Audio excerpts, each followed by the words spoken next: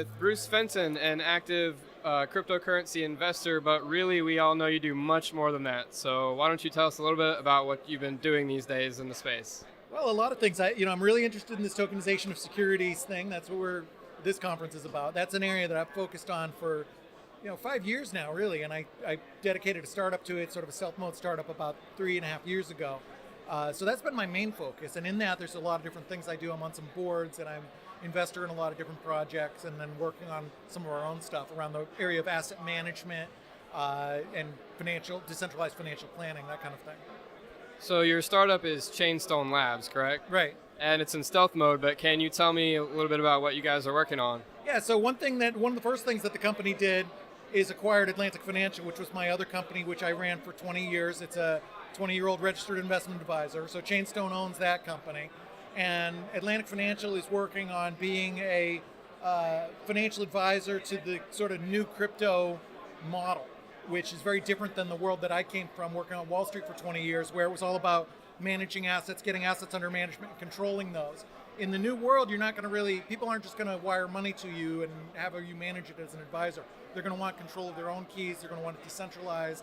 They're going to want more power. But as people get more and more money, they still do need some kind of financial advice and portfolio strategy and assistance with some of the bigger picture financial planning kind of items. So that's kind of the main focus of that business, to do that and help other financial advisors do the same. So in your talk today, you mentioned your time on Wall Street, how you kind of grew up there, and then you started talking about the cypherpunks. You kind of got cut off with time, but I was really interested in hearing about that. So this is your chance to elaborate more on that with as much time as you want. Sure. Well, the cypherpunk roots, I think, are really important to this.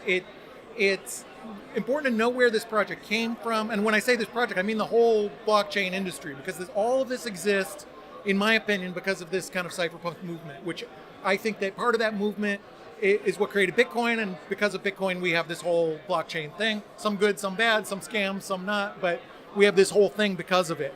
And so I think that it's important to know what the roots are, and I also think that those type of thinking on issues of privacy and freedom and giving people control through cryptography are important, as is the idea of just publishing code as an idea and giving it away for free, because that changes incentives a lot from the world that I grew up on, which is all about CEOs and shareholders, and it's not quite the same level of aligned interest. Whereas in a true free and open source fair project like Bitcoin, interests are totally aligned. It's just as much my coin as it is your coin, as it is Satoshi's coin. Nobody has any special abilities or powers other than the community gives them through merit usually, or through writing good code.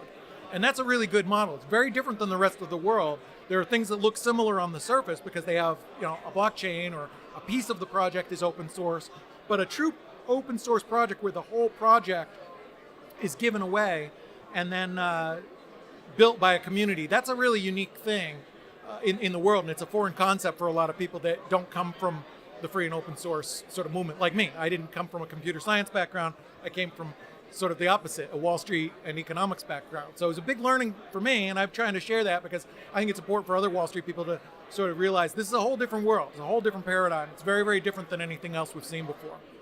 What does Bitcoin have to accomplish in the coming months and years to get to where it needs to go with this cypherpunk vision?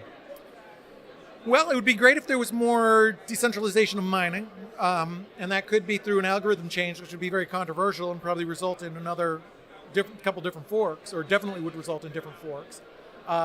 So maybe if there's another way to do that, that would be great. Or if we just have more mining manufacturers make hardware that's more spread out, that would be good.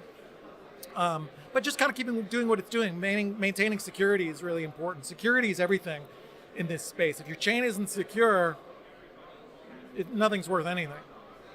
So they're doing a pretty good job at that. I think it's the most secure chain, and it's the most tested and secure code. So that's a big deal. And just keep doing that is going to be really important, because what you're going to see is a lot of these projects are going to fail due to not thinking enough about security. And I've even heard project influencers and founders and leads say things that are sort of concerning, like, well, security isn't quite as important on this as it is on Bitcoin because blah, blah, blah, because it's not a big of a market, or because it's not going to be used as seriously, or it's not digital gold.